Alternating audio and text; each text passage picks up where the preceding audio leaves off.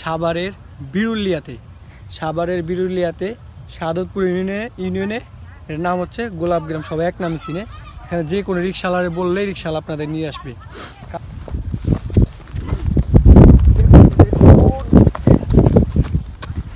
গোলাপ আর গোলাপের বাগানের ভিতরে চলে আসছে, দেখতে পাচ্ছেন একদম গোলাপের বাগানের ভিতরে চলে আসছি। ছিড়বো না, কেননা মানুষ কষ্ট করে লাগাইছে গোলাপগুলা, এগুলো ছিঁড়া যাবে না।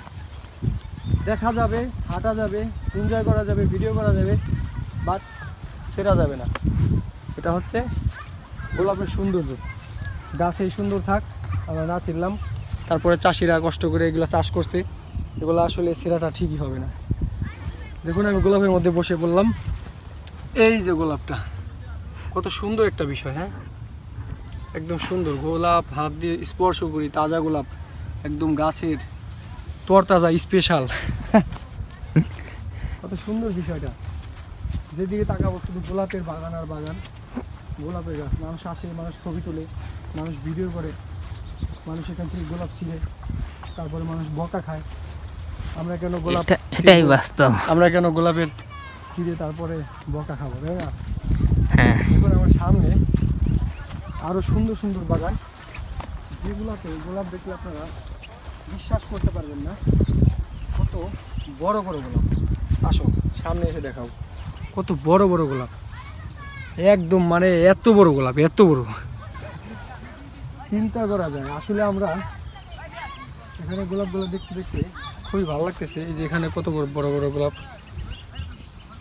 গোলাপ ফুলগুলা ছিঁড়েছে ওনারা বিক্রি করে খুব ভালো দামে। আর অরিজিনাল এই গোলাপটা অসুস্থ হয়ে পড়ছে, একদম অসুস্থ, ওরা কিছু সার দেওয়া দরকার, সার দিয়ে। কত সুন্দর আপনি তো গোলাপ ধর্ষণকারী। ভিতরে চলে আসছি, মজা লাগতেছে। আপনারা যদি এখানে আসতে চান তাহলে চলে আসবেন সাভারের বিরুলিয়াতে সাদতপুর ইউনিয়নে এর নাম হচ্ছে গোলাপগ্রাম। সবাই এক নামে চিনে। এখানে যে কোনো রিক্সাওয়ালারে বললেই রিক্সাওয়ালা আপনাদের নিয়ে আসবে, কারণ এখানে একদম ফেমাস একটা জায়গা।